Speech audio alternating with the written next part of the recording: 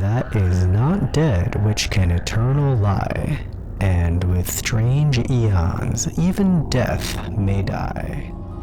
What's poppin' gamers, it is me Leon with a brand new 7 quick tips video. Recently a few of you guys asked me to do a video on ancient ruins. I'm talking like old crumbling stone buildings or mysterious abandoned temples, that kind of thing. We actually took a good look at this aesthetic a couple months ago with my Building Better Biomes episode on the Jungle Temple, but since then I've come up with a few more cool building ideas that I cannot wait to show you guys. This ancient ruin style is a great way to inject tons of life and detail into your creations, and it's a pretty popular way of building too. There's definitely quite a few famous Minecraft content creators who have made some amazing ruin builds, and if you want to learn how to build like those guys, then you're in the right place. Stay tuned until the end because I actually did something new and special with this video. Enough talk, let's jump right into 7 quick tips for making ancient ruins in Minecraft. Thank you to all these lovely PogChamps for the video ideas. 1. Your biome matters a lot more than you might think. So when some people think about ancient ruins, they usually think about like some kind of stone building in a jungle or a forest, but you don't need to limit yourself like that. You could put down an ancient ruin in pretty much any biome you want. Just make sure that you ruin it the right way. What do I mean by that? Let's take a look at an example. Here's the jungle temple that I made way back in season 2 episode 2 of Building Better Biomes. And yeah, you can easily tell that this thing belongs in a jungle. It's covered in moss and leaves and other lush green textures. Now imagine this ruin at the top of a mountain. It would look really out of place. An ancient ruin on a mountaintop would probably have pieces of stone scattered down the slopes and dusty wind-eroded pillars. There wouldn't be vines and jungle foliage everywhere, of course. The same thing applies to other biomes. Maybe you're building in an icy biome and the ruin is slowly being encased in giant glaciers. Imagine a huge snowy mountaintop surrounding a big stone complex covered in ice. I hope you guys can see what I'm getting at. If you have any more ideas for ruins in a particular kind of biome, let me know down in the comments section below. I'd love to hear what you guys come up with, and hey, maybe it'll end up in a Building Better Biomes video. 2. Take full advantage of the huge variety of blocks that can work in this kind of style. There's like tons of blocks that can work in an ancient ruin, and it makes sense. So many ancient structures in this game are old and crumbling, like bastions, ruined portals, strongholds, abandoned villages, and jungle temples, just to name a few. Because of that, we've got these amazing block variations. Cracked blocks, mossy blocks, chiseled blocks, all of these fit very well in an ancient ruin. And we've got a lot more than just stone.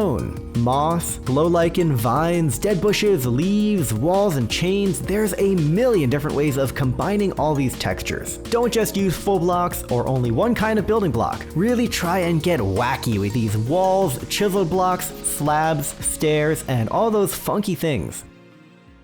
3. Get comfortable blending green and gray textures. If you've seen my video on understanding color in Minecraft, you can probably see this one coming, but let's do a quick little case study. One of the best ways to make textures blend together in Minecraft is to use gradients. A gradient is just a bunch of blocks that, when put next to each other, flow from one color to another. You can make gradients for basically any 2 colors in the game, but this time around we're going to be focusing on gray to green. Check it out. Now this is important because you can use it to blend the green of the landscape with the gray of the ruined walls. Here's what my wall looks like without any color blending. It's pretty lame. Now check this out. It's kind of hard to tell where the ground stops and the wall begins, and that is amazing for making your structure look old and crumbling. If you're working with a different kind of stone or you're in a different biome, your options might be a bit more limited, but don't worry, there are gradients for you too. Check out gray to beige, gray to orangey red, and black to green. 4. Always remember, depth and detail. Repeat after me, folks. Depth and detail. Depth and detail. Depth and... Okay, you get the point. Why is this important? Let me show ya. Depth and detail is how you make your building look, well, good.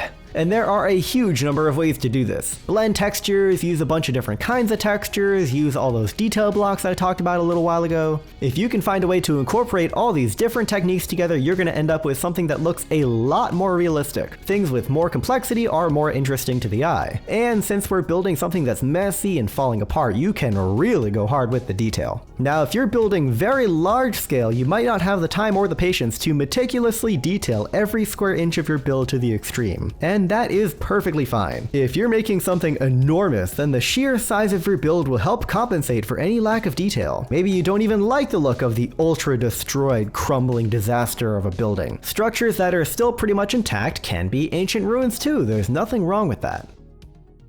5. Got water nearby? Use it. Water erodes things. That's just how the universe works, at least on Earth. If you can, adding some natural looking water erosion into your build can really add that extra layer of realism. You could have a stream running through an abandoned castle, slowly whittling away at the stone foundation. Or maybe a buried castle gradually being swallowed up by the rising ocean. Or you could go for the complete opposite. Maybe you have an underwater ruin like Atlantis that started rising above the waterline after thousands of years of neglect. You could have the above ground parts be all dry and dead from exposure to the hot sun and the air, and the underwater parts being a lot more lush and lively. Number 6. There's more to ruins than just stone buildings. I know I usually rag on the in-game structures for being bland and lame, like in literally every Building Better Biomes video, but sometimes they get things totally right. In the strongholds, I love how you can find tons of different items in the various rooms. There's books in the libraries, random loot in the chests, jail rooms, spawners, and other cool stuff. Your ruins should be no exception. If the thing is really ancient, then sure, maybe only the walls are left, but otherwise try throwing in some remnants of whoever or whatever lived there before. Things like old books, weapons, living spaces, and eroding pathways can really add a lot of life to your creation. Admittedly, I'm not really going for this kind of vibe, but you'll see why in my next and last tip. 7. Coming up with a bit of a story or some lore behind your build can really give it some extra life and give you some extra inspiration. We've got a bunch of cool ideas for making a ruined build, but why is it ruined? Who lived here? When did they live here? Why did they leave? Why has nobody ever come back to live here?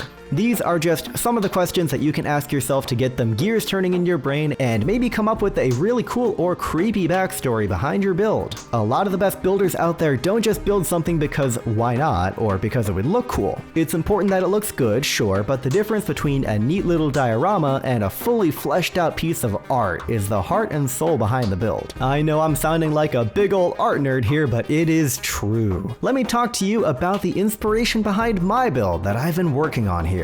I wanted to adapt my build to fit in with Lovecraft's Call of Cthulhu story, and I really hope you enjoy.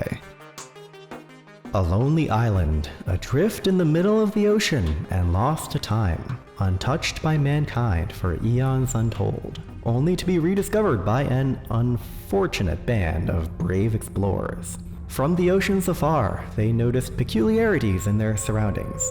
Their instruments acted out of control. The winds blew in irregular and unfamiliar ways, and even the waters themselves seemed to be hiding something. After a few dangerous hours, they were hopelessly far off course, only to come across this place, looming dead ahead of them as if it was waiting for them. But as they got closer, the explorers noticed something odd. The island's dark shape was too geometric to be natural. No, there was definitely something built here. Who knows when, or by whom. Anchoring their ship off of the sandy coastline, they set up a quick shelter and made their way inward. Surely, if there was a structure of some kind, there would be people, or at least the remains of people. Approaching the massive ruin in the center of the island, these explorers found artifacts and remnants beyond their grasp. Unfathomably ancient writings and carvings in the walls, mind-boggling shapes and geometries, and an almost palpable air of dread and paranoia. Letting their curiosity get the better of them, they made their way deeper and deeper into the timeless catacombs. And as they delved, the feeling of dread only grew. They started to feel real, terrible fear, and a deeply unsettling, rhythmic sound emanating from what felt like the center of the earth. Despite this, they felt drawn to it. They had to keep going. Finally reaching a nexus in the heart of the ruins, the two explorers met a most terrible discovery. Turning a corner, they laid eyes upon a creature. No, an entity, incomprehensibly alien and horrifying. Its gaze of 1,000 eyes, omnipotent presence choking the room, and ever-shifting, shapeless, colorless form proved too much for the adventurers. They turned and fled. But it was all in vain. Having their minds irreparably scarred by the sight of this thing, they barely made it out alive. Reaching the surface after what felt like an eternity, the sun scorching their destroyed retinas, they abandoned their camp, recklessly setting sail into the vast oceans once more. Who knows what lay ahead for them out on the open sea, but the one thing they could still understand was whatever awful fate awaited them on the open water was a tiny drop in the bucket compared to the abject horrors of the Forgotten Island.